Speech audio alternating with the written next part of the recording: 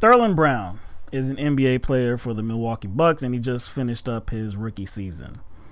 About 4 months ago, Brown was tased and arrested by Milwaukee Police Department officers on a possible misdemeanor charge of resisting or obstructing an officer.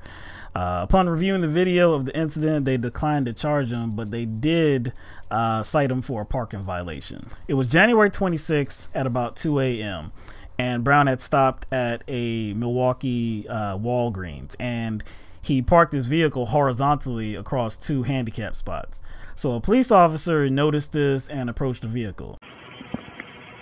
How you doing? You got a driver's license? Where's that? Where's your driver's license? Back up. You don't see the issue here? Hold on. You don't see the issue here. You're not parked across 3 lanes? That's cool. That's cool. Good. Yeah, You get back in the car. Cool. $23.90. Can I get another squad here? Back up. Back up. For what? Are you obstructing me? I just told you to back up. I just told you to back up. I just did. Everything you're doing is on camera, okay? You touched me first, so that's right. I told you to back up. Because you're going to try and get in the car. I'll do what I want, all right? No, I own this right here. You don't own me, though. So what's your name? You say it on I didn't say I own you. I said I own this. Well, this is me. Don't touch me, though. You don't own me. What's your name? Don't touch me. What's your name? It's on there. Sterling Brown. I'm asking you. I'm telling you, Sterling Brown. These are simple questions, man. No, I'm answering. These are simple questions, no and you're being all bad asking me. All right? I asked you a question so I could verify this. Okay? Right, I pulled up, parked right here. I was in and out. That's it.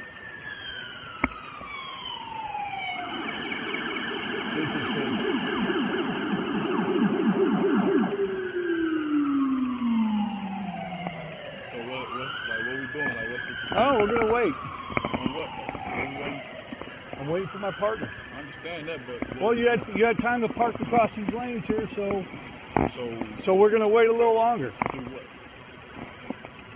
We're just going to figure it out, man. I know, all right, so what we figuring out? We're going to figure out what we're going to do. Whether you're going to get tickets, whatever. You can't do that by yourself?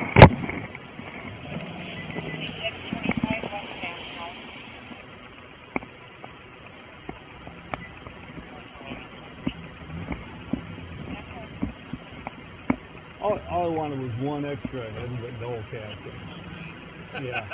Well, this guy was trying to get his car to back up, and he got right at my face, and I found his truck in there.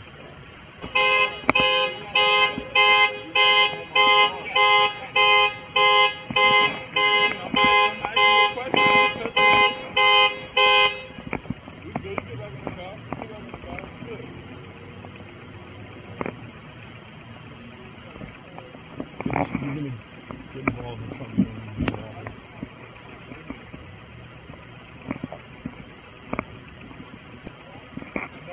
Take your hands out of your pockets now! Hold on. I got stuff in my hand.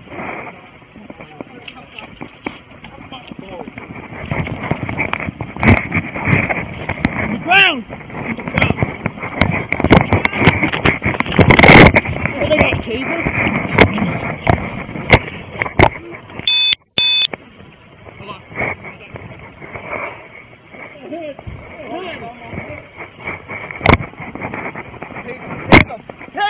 Taser!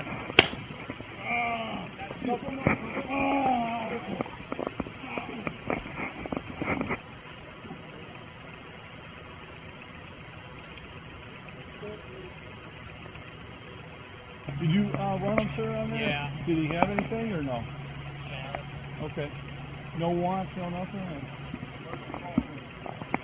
Bucks player? Sorry, I'm following the Bucks. So I didn't recognize you. I didn't recognize your famous name. So at 5 p.m., I believe it was Central Time, that's when they had a press conference, and it was Milwaukee Police Chief Alfonso Morales that spoke. And so he addressed the media. He apologized for the incident escalating to the level that it did. He was saying he was sorry for that. He also said that officers acted inappropriately and have been disciplined. No details on what the discipline is or anything like that. So he spoke for all of maybe 2 minutes. Yeah, maybe 2 minutes. Maybe a minute and a half, 2 minutes, something like that. Then there was somebody else that came and spoke for another minute or something like that. And then they bounced. So this was supposed to be the time that they actually showed the video. So as they're leaving, the media's like, hold on, where the hell are you going, man? We didn't even see the video. We can't even ask you questions because we haven't even seen the video. So they're talking about the media is going to get a link, and they put it up on YouTube, I guess, and I guess that's what they gave all the media. But they wanted nothing to do with being held accountable for what was shown on that video, because if they actually wanted to be transparent, like this chief has said before, like he's all about transparency, and you know, if they make a mistake, you know, they'll own up to it and apologize, whatever.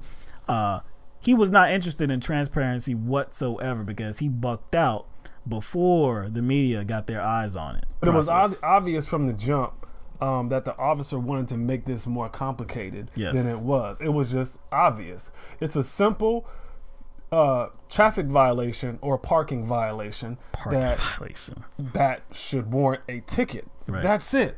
But a few key words or a few key phrases during this event, and he's like, "Well, you're gonna get a ticket. We're gonna see if you're gonna get a ticket." Well, he said we're gonna figure it out. Figure it out. But my ticket or whatever. You know what? Whatever it is. You know what? Whatever is. Whatever is. We're going to look for something else. Even though all it takes in this situation is to give you a ticket, right? Whatever is just, I'm going to get people over here and we're going to create a situation to where we can search your car and search you and try to find something else to charge you with. That's what whatever is. Because you can see, okay, so first of all, you can see that he doesn't know what's going to happen, right? Because he's like, you can't just handle that yourself, you know? You just one cop, you can't handle it yourself. So all these different cop cars show up. And he's telling one of the cops in the cop cars, I just wanted one. I just want an extra one, right? But what happens? I guess every cop in Milwaukee heard the radio call and was like, 2 a.m., we got nothing else to do. Nothing else to do. Let's get out there, right? So everybody shows up, right? Like all 81 cops show up, right? Okay, so they're out there now. They don't know what they're going to do. So if you could see, there was part of that video before they had actually accosted him that they're looking in the vehicle. Why the hell are you looking in the vehicle? All in the vehicle. Why are you looking in the vehicle? All this dude did was a parking violation. Like, first of all, like, okay, this is 2 a.m. He probably did not, like, I guess, get in the way of anybody else parking. I'm pretty sure of that. But still, you know, it's a pretty whack move, you know, like, don't do that, right? Don't do that. But does that warrant you looking in my vehicle now? Because when you're looking in my vehicle now, all you're doing, like you said, you're looking for something else. That's why you're hunting. If you notice, he's just standing there pretty relaxed.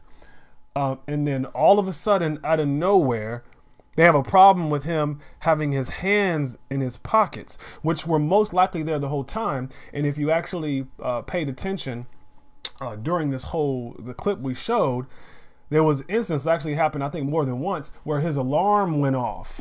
His alarm went off and the passenger got out. This happened twice. The passenger got out. He said everything is good. And he put his hands in his pocket and silenced the alarm. Yeah. Not only did he put his hands in his pocket, whatever was in his pocket surfaced in his hands. And then he put it back in his pocket. But again, let's go back and just talk about the moment before they just bum rushed him. Again, they were standing there. It was pretty relaxed. They were just questioning him. He was chill as can be. It wasn't like a standoff. They were just questioning him. And all of a sudden, he becomes a threat to commit some sort of act of violence. And again, they saw him silence his alarm. So they know what he has in his hands. And it's probably cold outside. And he has his hands in his pocket. He didn't make any threatening movements. All of a sudden, they're like, get your hands out your pockets. All of a sudden, even though it had been a good amount of time. Yeah, they had been sitting there talking to him for 20 minutes. Yeah. They've been looking in his car with the flashlights, everything, and all of a sudden he became like a threatening subject. Get your hands out of the pocket. Get your hands out of the pocket. Now we have to actually physically put our hands on you and pull your hand out of your pocket. He's like, hold on, man, I got something in your pocket. So then all the officers have to converge on him, take him to the ground, taser him. This is why people say that cops don't have nothing better to do. Do you see all of these police officers on the scene?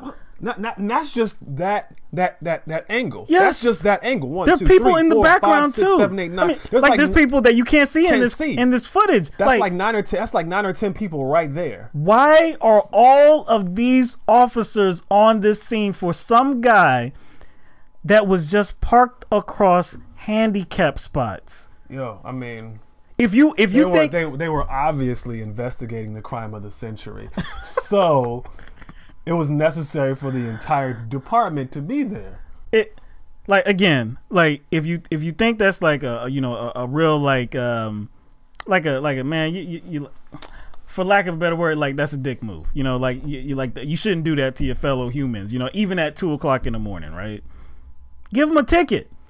That's all. Like we said like you said at the beginning, this is a very simple situation. All you have to do, if you want to go that route, is give the man a ticket. Let me see your ID. Let me write this up. Blah blah blah. Bam. Be on your way. That's it. You had to call the crew. And so after they get him on the ground and got the cuffs on him, now they get to search the vehicle. They all in the vehicle, search for something. And then the cops like, any warrants? Anything like that? Nah. Oh, okay. All right. Then after that, they find out that, oh, he's a Milwaukee Bucks player. Dang it! That means it's gonna be all over the news, yeah, and then we're gonna have to release his body cam footage that shows us, like, just itching for an opportunity to search this guy, even though it was a minor traffic violation or minor parking violation. Exactly. There was a statement by Sterling Brown published on the Milwaukee Bucks website, and it reads, my experience in January with the Milwaukee Police Department was wrong and shouldn't happen to anybody. What should have been a simple parking ticket turned into an attempt at police intimidation, followed by the unlawful use of physical force, including being handcuffed and tased, and then unlawfully booked. This experience with the Milwaukee Police Department has forced me to stand up and tell my story so that I can help prevent these injustices from happening in the future. He also added, black men shouldn't have to have their guard up and instantly be on the defensive when seeing a police officer, but it's our reality and a real problem. There must be mutual respect and both sides have to figure out how to accomplish this. Another bullshit move by the department was the day before that footage was supposed to be released. They put out like this. It was like the day before now. Yep, May 22nd. Yep. They put out like a video, like, oh, it was a message to the community video.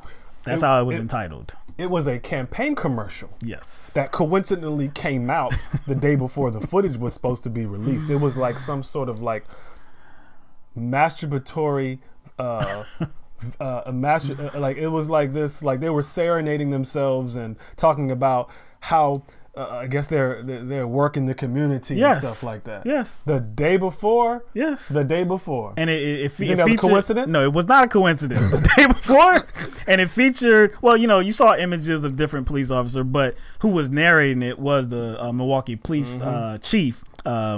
What's his name again? Morales. Alfonso Morales. So in the video, he said, if there's ever an incident where one of our members makes a mistake, unnecessarily escalating a situation, I'm going to be honest and transparent about it. That's where you got the transparent thing from. Bullshit. One, it took you 4 months. When did this happen? This happened January 26th. It took you almost 4 months to release this video footage when anybody looking at this video footage would have immediately come away with the idea or I guess they would have immediately came away with the impression that these officers acted very wrong. They escalated the situation, just like what you said, unnecessary escalating the situation. You're going to be honest and transparent about it. Again, took 4 months, and then when it came out, you wouldn't even sit in front of the media and take questions about it because I guess that's too difficult for you. So if this, to me, the Milwaukee Police Department ain't about shit.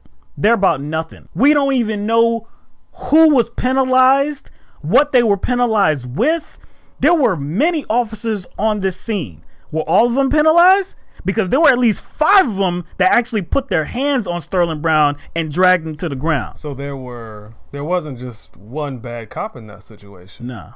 There were a group of cops working together in this situation to violate this man's right. No, I asked this question, seems to be in a lot of instances. Where were the good cops? Where were the good cops in this situation? Where was the good cop at the press conference? Yo, and he's the leader. He's the leader. So if the leader is kind of conducting himself in this situation, running and hiding, and not having any accountability, to me that speaks a lot to why the situation even happened in the first place.